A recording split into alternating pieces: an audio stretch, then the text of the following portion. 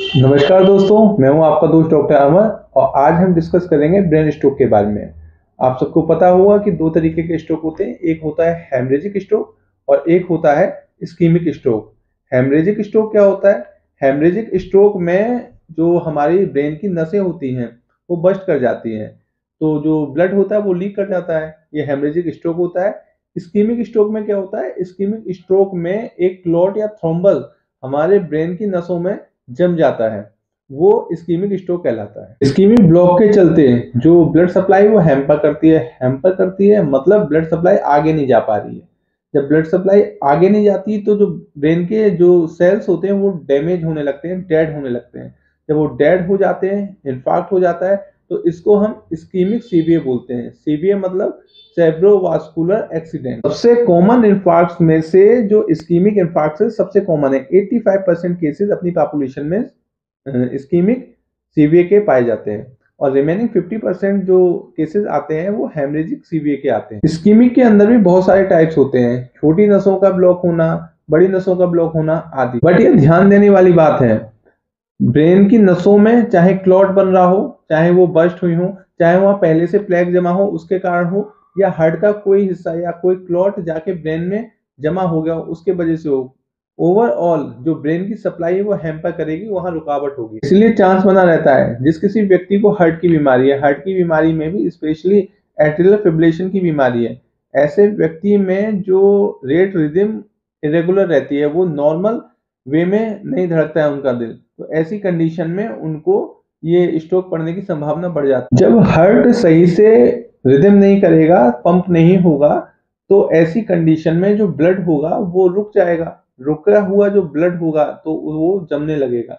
जमा हुआ ब्लड जब फिर से हार्ट पंप करता है तो हो सकता है उसका एक पार्ट, एक क्लॉट हमारे दिल से होता हुआ ब्रेन में चला जाए और ब्रेन में वो क्लॉट कर दे, और इसे ही हम इस्कीमिक स्ट्रोक कहेंगे। इसके सिम्टम याद रखने के लिए एक निमोनिक है, BEFAST, बी फास्ट।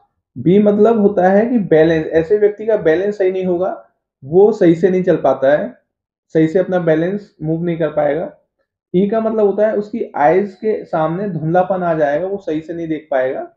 एफ का मतलब होता है जो उसका फेशियल पार्ट है वो एक साइड से ड्रूप कर जाएगा, एक तरफ से झुक जाएगा। ए से मतलब होता है जो उसके आर्म्स होंगे वो थोड़े से कमजोर हो जाएंगे।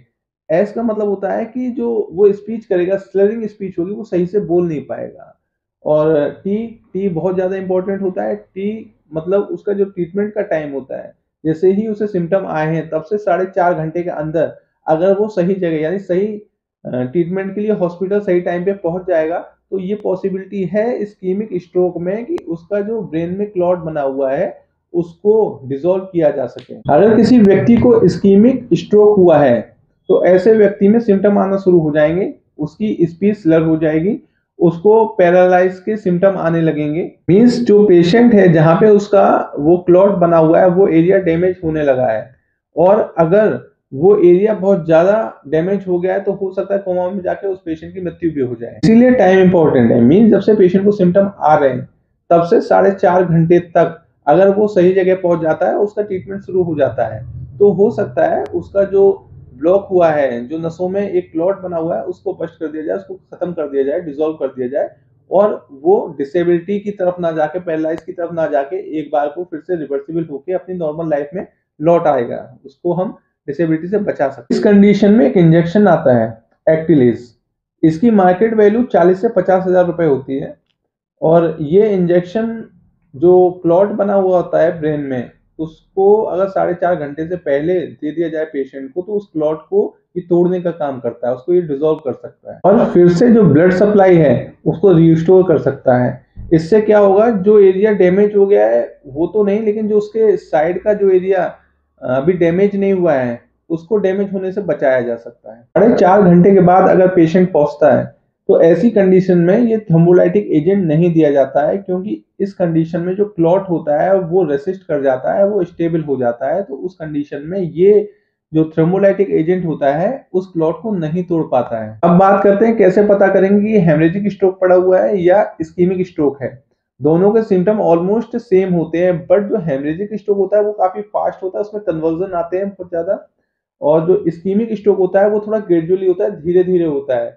और इसमें एक जीसीए स्केल होता है, जीसीए स्केल हेमरेजिक जो स्ट्रोक होता है उसमें जीसीए स्केल काफ़ी डाउन जाता है। वहीं जो इस्कीमिक स्ट्रोक होता है उसमें जो जीसीए का स्कोर होता है वो करीब-करीब नॉर्मल के आस-पास रहता है। अब आप कैसे डिसाइड करेंगे कि पेशेंट को इकोस्प्रिन या थ्रोम्बोलाइटिक एजेंट देना है या नहीं देना है?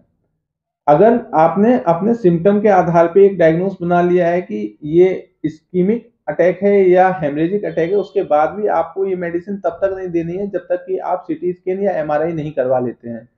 क्योंकि अगर किसी को हेमरेजिक पड़ा हुआ है, हेमरेजिक स्ट्रोक पड़ा हुआ है, तो ऐसे में जो ब्रेन है उसके अंदर उसकी जो नस है उससे ब्लीड पहले ही हो चुका है। ऐसी कंडीशन में अगर हम थ्रोम्बोलाइटिक एजेंट या एंटीप्लेटलेट लाइक इकोस्प्रिन दे देंगे, तो जो हेमरेज हो चुका है और ज़्यादा ब्लीडिंग उसके सिर में होने लगेगी, उसके ब्रेन में और ज़्यादा ब्लीडिंग बढ़ जाएगी। तो ऐसी कंडीशन में हमें थ्रोम्बोलाइटिक एजेंट और इकोस्प्रिन नहीं देना है। सबसे पहले ऐसी कंडीशन में हमको सीटी स्कैन या फिर एमआरआई करा लेना है। ये हम इसलिए कराते हैं ताकि हम डिस्टिंग्विश कर पाएँ कि ये क्लॉट बना हुआ है या हेमरेजिक स्ट्रोक पड़ा हुआ है या फिर इस्कीमिक स्ट्रोक पड़ा हुआ है। दोनों में डिफरेंस करने के लिए हमें सीटी या एमआरआई की ज़रूरत होती है। अगर पेशेंट जैसे हमारे यहाँ कई बार पेशेंट रेफर केस जब होते हैं तो जो टर्शरी हॉस्पिटल्स हैं वहाँ तक पेशेंट को आते-आते इतना टाइम निकल जाता है, 4.5 घंटे से ऊपर हो चुका होता है। ऐसी कंडीशन में हम क्या करेंगे? 4.5 घंटे से पहले अगर पेशेंट आ जाता है तो हम उसे थ्रोम्बोलाइटिक एजेंट दे देंगे।